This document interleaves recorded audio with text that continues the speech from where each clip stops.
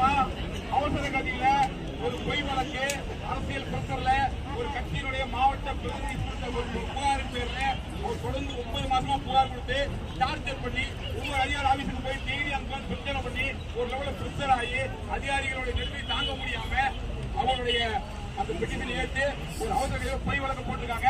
அந்த வழக்கில் இருக்கிற எந்த செக்ஷனுக்கு நமக்கு சம்பந்தம் இல்லை. நம்ம டெபாசிட் வாங்கல, கொடுத்த முழுக்க மக்கள் செயல்படுறோம். நம்ம கம்பெனி என்ட்ரி ஃப்ரீ தான். இது தெரிஞ்சிருந்தும் அந்த அதிகாரி வழக்கு போட்டிருக்காரு. இதை நான் சட்டப்படி எதிர்கொள்வேன். இது வரைக்கும் 9 மாதமா அந்த ஒரு நபர் கொடுத்த பெட்டிஷனுக்காக நான் போகாத ஆபீஸ் கிடையாது, பார்க்காத அதிகாரி கிடையாது.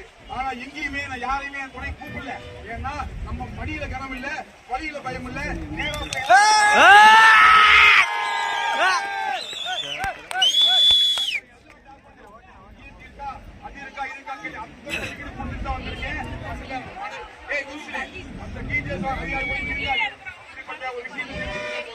அதே ஒரு அதிகாரி 3 மாசத்துக்கு முன்னால எல்லா விளையாட்டு கேட்டு வாங்கிட்டு திரும்ப திடீர்னு பார்த்தேன் அப்படின்னு சொல்லி ஒரு யூடியூப்ல பார்த்து கேட்டு போட்டாங்க.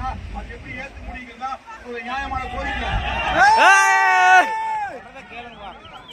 ஆனா அதிகாரம் கேட்டுக்கிறாங்க அப்படின்னா கொடுங்க, கண்டிப்பா நடவடிக்கை எடுக்கிறோம். நிச்சயமா போய் நியாயங்கள் தெரிஞ்சுக்கிட்டு இருக்காங்க.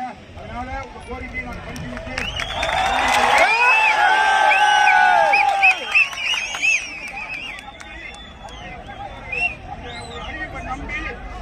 சார்பில் பெட்டிஷனுக்கு நான் கொடுக்குறேன்.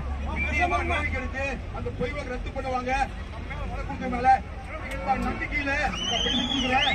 எல்லாருமே தயவு செஞ்சு அவங்க வண்டியில பாதுகாப்பா ஊருக்கு கலந்து போங்க. அத்தனை பேர்